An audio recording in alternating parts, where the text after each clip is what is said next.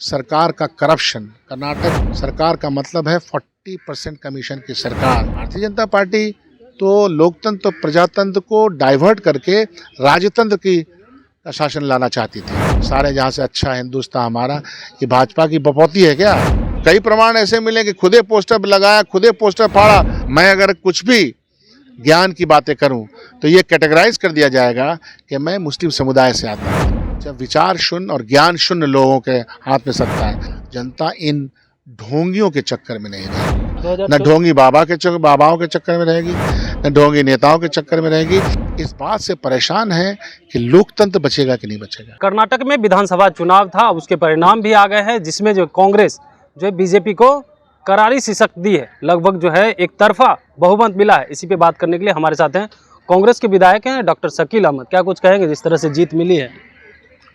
जनता का को अपार धन्यवाद। वहाँ की जनता को, कर्नाटक में भी था, वहाँ एक लहर थी।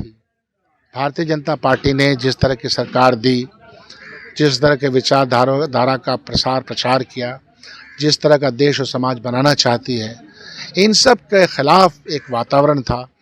सरकार का करप्शन, कर्नाटक सरकार का मतलब है 40% कमीशन की सरकार।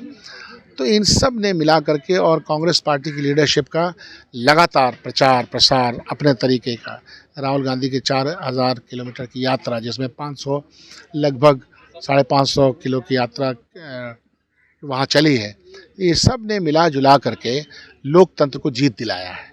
भारतीय जनता पार्टी तो लोकतंत्र प्रजातंत्र को डाइवर्ट करके राजतंत्र की का शासन लाना चाहती थी, लोकतंत्र के कपड़े लबादे ओढ़ करके। तो जनता और देश की जनता तो समझ गई हमारी विरासत में संघर्ष है, तो समझ में आया और हमें जीत मिली है। बीजेपी वाले कह रहे हैं कि एक विधानसभा चुनाव जीतने से जो है दिल्ली की गद्दी 24 का ना देखें। भारतीय जनता पार्टी जब हार जाती है तो नए तरह के अपने मुहावरे गढ़ती है, अपना नया तर्क लाती है। उस तर्क पर जाने की आवश्यकता नहीं है। देशवासी झूठ को, जुमले को, बिगड़ती आर्थिक स्थिति को, देश की बेरोजगारी को, परेशानी को, आपसी झंझट को समझ चुके हैं।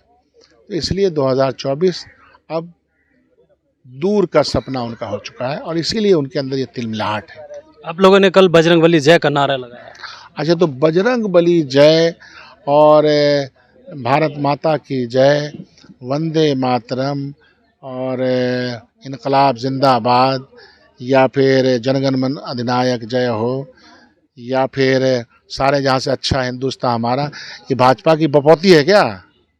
अरे हमारी विरासत में, हमारी सांस्कृतिक विरासत में तो ये जो महापुरुष हैं, भगवान हैं, इनकी आस्थाएं हैं, ये सब उनकी भारतीय जनता पार्टी का जन्म था कि साथ ही जन्म लिए हैं बजरंगबली के साथ? नहीं, तो कह रहे हैं हमारे विचारों पे आ गए। हमारी विरासत है, हमारी विरासत है ये, और हम अपनी विरासत को, वो पूजनीय भी विरासत है, हम उनकी वो हमारे लिए मार्गदर्शन का काम करते हैं।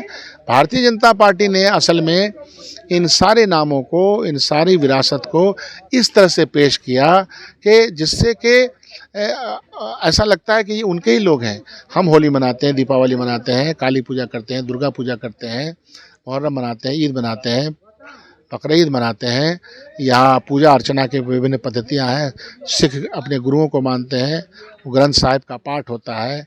ईसाइयों के चर्चेज हैं यहाँ। बहुत सारे आदिवासी समाज में बहुत सारे उनके अलग अपने इष्ट देवता हैं। तो ये देश तो उस तरह का देश, सब उनके हो गए, देवी देवता उनके हो गए, उनका क्या उसके प्रमाण पत्र लेके आए हैं। तो ये गलत बात है। समाज कल्याण, लोगों की खिदमत और मदद करना, असल में यही सारे धर्मों और धर्म ग्रंथों ने भी सिखाया। फिर बागेश्वर बाबा का विरोध क्यों? महागठबंधन विरोध क्यों? अच्छा, बागेश्वर बाबा के बारे में मैं कुछ नहीं कहना चाहता।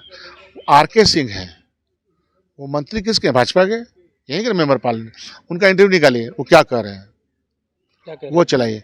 वो कह रहे हैं हम जानवे नहीं करते हैं। भाजपा के आर.के. सिंह का बयान मैंने खुद सुना है, वो कहते हम जानते ही नहीं हैं। अच्छा, यहाँ तो बोलने की अभिव्यक्ति है। लोकतांत्रिक व्यवस्था में कोई किसी के पक्ष में रहता है, कोई किसी के विपक्ष में रहता है, तो रोक लीजिएगा क्या? तो पोस्टर फाड़ दीजिएगा। नहीं, हो सकता है कि साजिशी लोगों ने अपना पोस्टर लगाया हो, माहौल बिगाड़ना है तो कई प्रमाण ऐसे मिले कि खुदे पोस्टर लगाया, खुदे पोस्टर फाड़ा और दिन में कहते देखिए ये लोग क्या कर रहे हैं, क्योंकि उनको तो डिवाइड एंड रूल की पॉलिटिक्स करना है। मैं अगर कुछ भी ज्ञान की बातें करूं तो ये कैटेगराइज कर दिया जाएगा कि मैं मुस्लिम समुदाय से आता हूं, चाहे मैं कितनी भी ज्ञान की बात, कितने भी आस्था की बात करूं, कितना भी मैं भगवान की आराधना करूं, बातचीत करूं, मान्यताओं को मानूं, लेकिन कह दिया जाएगा, या फिर मैं कोई क्रिटिकल असेसमेंट करूं तो कह दिया वो इस धर्म के हैं। तो जब विचार शून्य और ज्ञान शून्य लोगों के हाथ में सत्ता है तो ऐसा ही सोचते हैं। आने वाले 3 राज्यों में विधानसभा चुनाव है लोकसभा से पहले, तो क्या लग रहा है? जनता पर हमारा विश्वास है, जनता इन ढोंगियों के चक्कर में नहीं रहेगी, न ढोंगी बाबाओं के चक्कर में रहेगी, न ढोंगी नेताओं के चक्कर में रहेगी, और जो लोकतंत्र को राजतंत्र में बदलना चाहते हैं, अधिनायकवाद की स्थिति लाना चाहते हैं, उन सबको धो देगी। 2024 से विपक्षी एकजुट हो पाएगी क्या?